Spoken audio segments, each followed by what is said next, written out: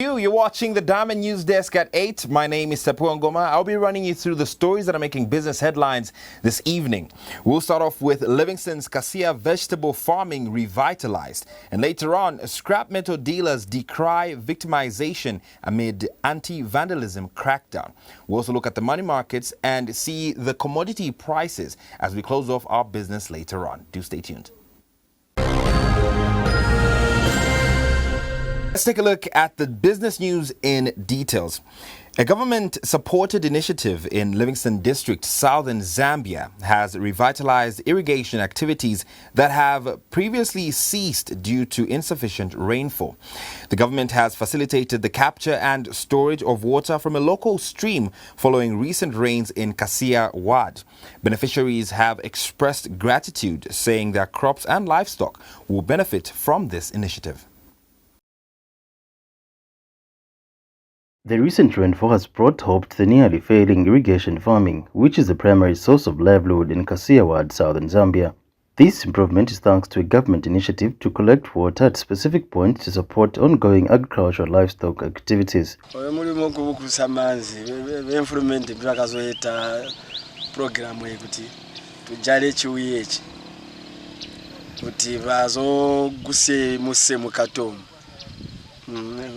Manzi atake kuvura manzi muntu muchidamu ichi kuti mwendi ndiza ma gardening atwa mind atandofamba nikumana ma gardening totorambere kunolima ma garden. Although locals believe the water supply would not last more than 2 months, they greatly appreciate the effort. Manzi tali kukala kabutu so the government ngazete project tegwa ndiza mwendi manzi anokala kala mukati omu tuba magadi katukonza kulima akujana boboto kutulai kukumbera alimu ku government kwamba oti yatwetera alimu chitipo mukwitira oti wakokora da emuse wolomu kwitira oti andiza manzi anotutondola nakumana akumana umase kutemba okutoba ninga mbubo ninga twabanga zivubwa Yesu aswete abantu ninga mbubo twaita oti twapone na mpawo kambo swewo muno uminzi mputupone na pere umanzi kumanzi kunza manzi.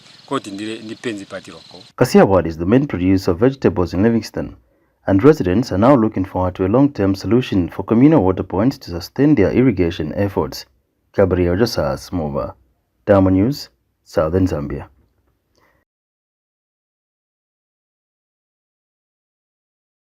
Zambia Metal Recycling Association has raised concern over what it describes as fair targeting of licensed scrap metal dealers in the country's broader effort to combat infrastructure vandalism.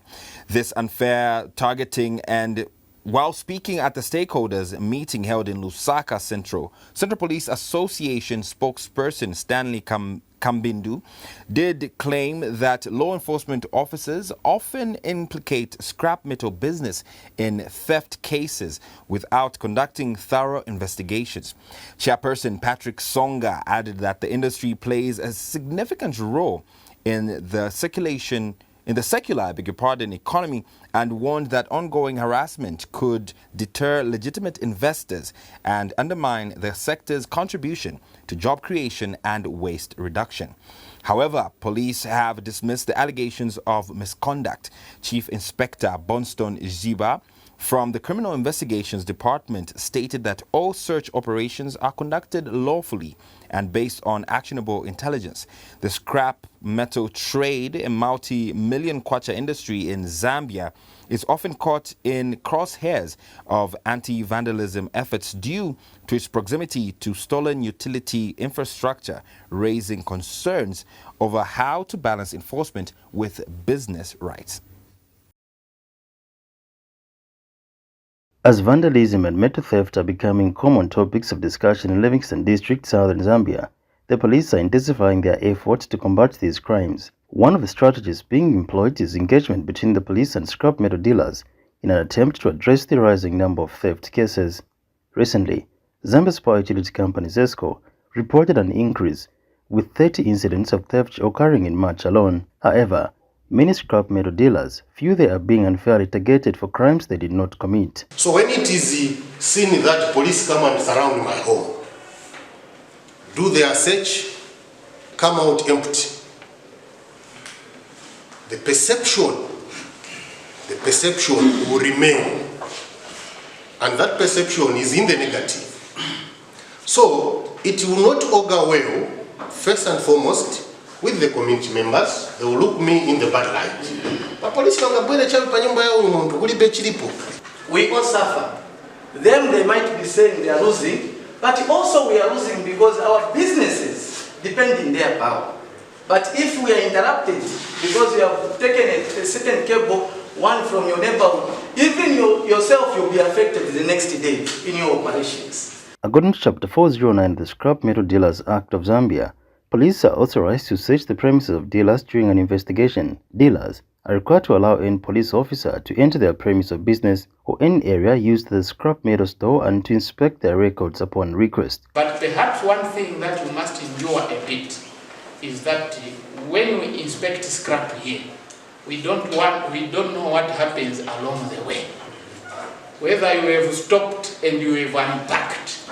This is the reason why we have made sure that we are inspecting in all places that we have prescribed along the way before you reach. So the best, if you are clean, that's not a problem. During the discussions, many scrap metal dealers expressed a lack of awareness regarding key metals regulated by institutions, indicating a need for future familiarization engagements. Gabriel Josas Mova, Diamond News, Southern Zambia. That's some of the stories that are making headlines. But before we let you go, let's take a look at the Kwacha's performance on the international market.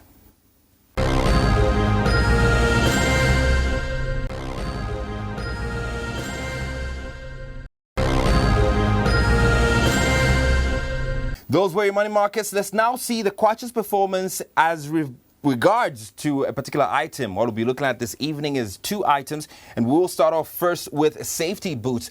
These are going to cost you somewhere around 1,324.22 as you go and purchase those wherever you get them from. And our second item is still in about the hardware store that you will be finding them. Let's take a look at our second item this evening. These are 12 pieces of PVC traffic safety cones, and this will cost about 2,768.92 kwacha. Obviously, this brought to you by Zambia National Building Society. That's as far as the Kwacha's performance. Let's take a look at our commodity prices and see how much you'll be purchasing those when you go out to shop. Food items are first 1 kg of beef at 100 kwacha, 5 kg of makonde rice, 160 kwacha is the lowest you can get that from. 5 liters of cooking oil on average of 300 kwacha, and you also have 25 kg of breakfast mini meal between 373 and 390 kwacha. Your non-food items look a little something like this. This is how much you'll be purchasing them when you go out to shop. Your non-food items are as follows: 10 rolls of toilet paper, 85 kwacha, 500 grams of washing powder, 40 kwacha is the lowest you can get those. A bar of bathing soap between 19 kwacha and 29 kwacha. We'll close it off with our liquid hand wash between 45 kwacha and 50 kwacha for 750 mils. These altogether are your commodity prices. And that brings us to the end of our business news. Thank you so much for tuning in. And you could get interactive with us on our social media platforms. That's Diamond TV Zambia, Diamond TV Online on Facebook, and Diamond TV Zambia on our YouTube page. My name is Tapongoma. Thank you so much for joining us, and enjoy the rest of the viewing.